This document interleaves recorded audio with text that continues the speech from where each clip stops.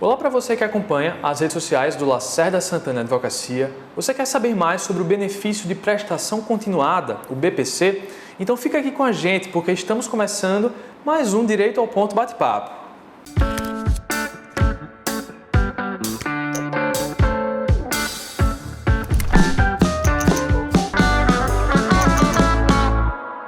Antes de tudo, se você ainda não acompanha nossas redes sociais, segue a gente lá. Temos perfis no Instagram, Facebook e LinkedIn e sempre publicamos conteúdos jurídicos interessantes e variados, produzidos por nossos advogados. Além disso, ouça o nosso podcast Mundo Jurídico, que está disponível no Spotify, Deezer, Google Podcasts e Apple Podcasts. Todos os Direito ao Ponto Bate-Papo estão lá em formato de podcast e você pode ouvir onde quiser.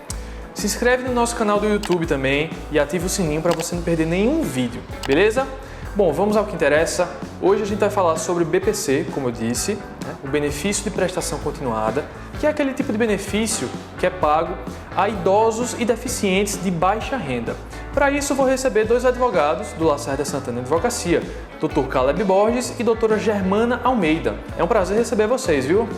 Oi, Vitor. Oi, Dr. Caleb. Olá. E oi para você que assiste a gente. Como o Vitor falou, hoje a gente vai tratar do benefício de prestação continuada, ou BPC, que é aquele benefício de natureza assistencial garantido por nossa Constituição Federal e que é destinado àquelas pessoas mais carentes, que são os deficientes e os idosos que não têm condições de trabalhar e não têm condições de se sustentar e nem de ter o seu sustento provido pelos familiares. É importante destacar, doutora, que o BPC não é uma aposentadoria. Então, portanto, ele não tem direito a 13º salário, a deixar a pensão por morte, é apenas benefício de assistência, apenas isso. O BPC ele é destinado para idosos e deficientes. O deficiente ele deve provar que ele não tem condições de prover o seu sustento e também provar um requisito da renda per capita igual ou inferior a 1/4 do salário mínimo. Já o idoso, ele tem que comprovar o requisito etário, 65 anos, seja para homem ou para mulher, e também tem que provar o mesmo requisito da renda, que é de até 1/4 do salário mínimo. André, doutora, é importante destacar que o idoso, para a lei, é a partir de 65 anos. Então, por mais que ele tenha uma certa idade, uns 60 anos, 62, mas a lei é expressa. Idoso só a partir de 65 anos. E daí pode surgir a dúvida do que é o impedimento de longo prazo e também o que é o critério da renda per capita de até 1/4 do salário mínimo. Primeiro, sobre a questão do impedimento de longo prazo. Na verdade, o impedimento de longo prazo, ele abrange o conceito de deficiência e o lapso temporal dessa deficiência. A deficiência, na verdade, é de um conceito amplo. Ela é uma deficiência física, mental, sensorial ou intelectual que impede que o cidadão ele participe de forma plena e efetiva na sociedade e em igual condição com os demais. Já a questão do lapso temporal é que, para ser considerado um impedimento de longo prazo, ele tem que ter no mínimo um período de 2 anos. É só isso. É interessante destacar quanto à questão da incapacidade, da deficiência. O que acontece? Quando nós falamos de deficiência, que na verdade isso é um conceito mencionado na lei, doutor. Esse conceito vem nos trazer, na verdade, a questão da incapacidade, seja para trabalho ou seja para convívio social. Ou seja, o que a lei está realmente querendo dizer? Ela quer dizer que esse benefício é destinado para aquelas pessoas que não têm condição, como já foi dito anteriormente, mas que não conseguem trabalhar e também não conseguem ter seus atos da vida cíveis normais. Por exemplo, uma criança que ela não trabalha, mas ela tem necessidades. Por exemplo, estudar, conviver com os demais colegas, isso é uma incapacidade. Então, para a lei, isso é uma deficiência. E esse impedimento, doutora, de longo prazo, de 2 anos, nada mais é do que uma apuração médica de quando vai estar sendo visto aquela incapacidade dela. Pela lei e pela jurisprudência, esse impedimento ele é caracterizado, como o senhor falou, pelo perito e ele é contado da seguinte forma. O perito ele estabelece a data de início da incapacidade e estabelece ou não uma possível recuperação. Então, desde a data de início da incapacidade até a data da recuperação, tem que haver esse lapso de 2 anos. Ou, se não tiver recuperação, o impedimento está caracterizado já. Também é importante lembrar que aquela pessoa que pleiteia o benefício não pode prover o seu sustento, não pode ter condições de prover o seu sustento, nem de ter o seu sustento provido por sua família. E também é importante frisar que, para a lei, família não é qualquer parente. né? Verdade, doutora. Inclusive, há um problema muito grande em saber o que é família. Muitas vezes chega uma pessoa e pergunta: na minha casa existem 5, 10, 15, 20 pessoas, um tio, uma tia, um primo. Não. Para fins de benefício, doutora, família é só aquele núcleo familiar mesmo. Que é o quê? É o pai, é a mãe, é o filho. Interessante também mencionar uma outra coisa sobre filho, doutora. Quanto àqueles filhos que já possuem outros filhos. O que vai acontecer? Vou dar um exemplo. Existe Maria e João.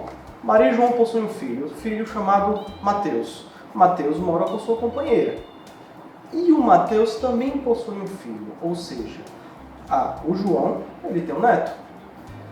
Esse resto desse pessoal, dessa nova família que foi constituída, por mais que estejam dentro de casa, para a lei, eles não são considerados. Então, mesmo que o Mateus possa ter um trabalho, a renda dele não vai ser computada. Importante frisar que realmente essas pessoas, por mais que elas residam sobre o mesmo teto, as rendas de cada grupo familiar vão ser calculadas de forma autônoma e separada. Isso mesmo. Isso é bem importante. Então, quer dizer que uma casa pode possuir mais de uma família sem problema algum. Já o critério da renda per capita, ele funciona da seguinte forma: soma-se todos os valores recebidos por aquela família, sejam eles formais ou informais, e a somatória você divide pelo mesmo número da quantidade de pessoas que residem naquela casa. Então, esse valor, quando dividido, se ele der até 1/4 de salário mínimo, então o requisito está preenchido, está tudo ok. Só lembrando, doutora, que nem a renda de todo mundo entra na casa. Como o exemplo anterior que teve, aquela pessoa, existe um casal lá, e esse casal possui outro filho, e esse outro filho originou outra família, essa outra renda não vai entrar na conta. Por quê? Essa casa possui 2 famílias, então nem toda a renda entra. É aquilo que a gente já mencionou. Nem todo parente, para a lei, é considerado família. Isso. Outro ponto que realmente também é muito importante ressaltar é que para o STF, esse critério da renda de 1/4 do salário mínimo, ele foi considerado como defasado, muito antigo. E o STF ele flexibilizou esse critério e hoje, para o Supremo Tribunal Federal, para a Justiça, esse critério pode chegar até meio salário mínimo por pessoa, pela renda per capita. Então, na prática, o que isso significa? Significa que para o INSS, o critério é de 1/4 do salário mínimo, ele segue a lei. Mas para a justiça, a depender de cada caso, esse critério ele pode ser aumentado, majorado para meio salário mínimo, e o juiz ele vai verificar caso a caso como isso vai se dar. Vai depender da necessidade de cada família e das condições peculiaridades do caso. Sim, doutora. Então, inclusive, isso significa dizer que mesmo que o INSS negue, a autorização judicial sim para conceder esse benefício, mesmo que o INSS diga que não. Esse ano, a Lei 13.982 trouxe alterações para o BPC, alterações muito importantes, porque positivaram em lei, ou seja, fixaram na lei entendimentos que já haviam na Justiça. Nós trouxemos aqui 3 pontos importantes que essa lei trouxe de alteração para o BPC. O primeiro deles diz respeito ao critério da renda per capita. Anteriormente, o critério da renda era abaixo de 1/4 do salário mínimo. Só que agora, com a alteração da lei, esse critério passou a ser de até 1/4 do salário mínimo. Essa diferença ela pode parecer muito sutil, muito pequena, mas é uma diferença muito importante e muito benéfica, porque antes, pessoas que ficavam muito próximas de conseguir o benefício já na área administrativa, na esfera administrativa, agora ela não tem mais o benefício negado só porque o benefício ficou exatamente ali no critério de 1/4 do salário mínimo. Então foi uma mudança muito positiva. Pois é, doutora. Então, isso significa dizer que, por pouco, muita gente teve seu benefício negado. E essa pequena diferença fez com que muita gente que anteriormente no INSS não conseguisse seu direito, agora eles podem ter acesso a isso. Tá? Uma outra informação interessante é quanto à questão dos benefícios dentro daquela casa. Hoje, o INSS aceita algo que já havia sido aceito na Justiça anteriormente, que não há problema de existir outros benefícios dentro de casa. Então, não há problema de existir também uma aposentadoria, um auxílio-doença ou qualquer outro benefício. Um benefício não vai invalidar o outro. Agora, só um detalhe, contanto que sejam até de um salário mínimo esses benefícios. Exato. É importante frisar que esses benefícios, eles têm que ser de até um salário mínimo e eles podem ser recebidos por idosos e deficientes. Desde que sejam recebidos por idosos e deficientes e que tenham esse limite de até um salário mínimo, não há problema algum. E por último, a lei trouxe também a inovação de que é agora possível haver mais de um BPC dentro da mesma casa. Anteriormente, esse entendimento só era aceito pela justiça. E aí, às vezes, o INSS ele negava o benefício porque tinha outro beneficiário de BPC já dentro da casa. Agora, a lei é expressa ao permitir que pode existir mais de um benefício, desde que os requisitos eles sejam aceitos. E também é muito comum as pessoas acabarem achando que pelo fato de pleitear um benefício vai cancelar o outro. Exato. Não, isso é mito. Pode sim pedir um benefício que não vai atrapalhar nenhum outro benefício já existente. Perfeito. Pois bem, o BPC é um benefício que tem de suma importância para a redução da desigualdade social. Inclusão também, tirar aquelas pessoas da marginalidade, aquelas pessoas que não têm condição não só de prover uma estrutura familiar, mas a própria saúde. Então é muito interessante esse benefício, de fundamental importância, tanto é que a própria Constituição ela resguarda esse direito, doutor. Muito importante esse benefício. Eu acho que é um benefício de suma importância porque ele materializa o princípio da dignidade da pessoa humana.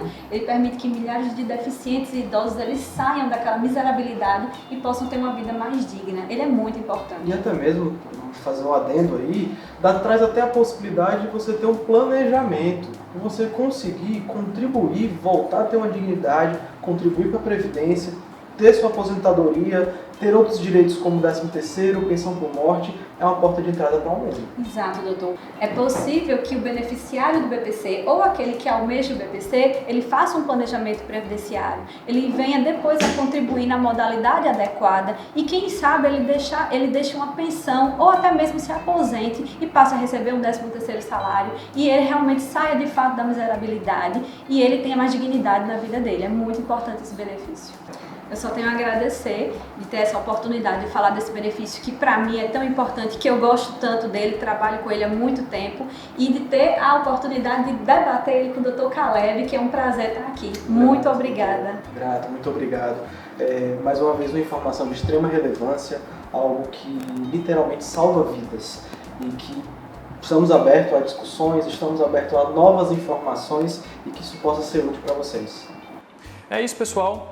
Encerramos por aqui esse programa. Agradeço ao Dr. Caleb e à doutora Germana, que compartilharam um pouquinho da experiência deles, da vivência no âmbito do direito previdenciário, sobretudo no BPC, esses benefícios tão importantes que dão dignidade a muita gente, a muitos brasileiros. Voltamos daqui a 2 semanas com outro tema, tenho certeza que você vai curtir, viu? Um abraço, até mais!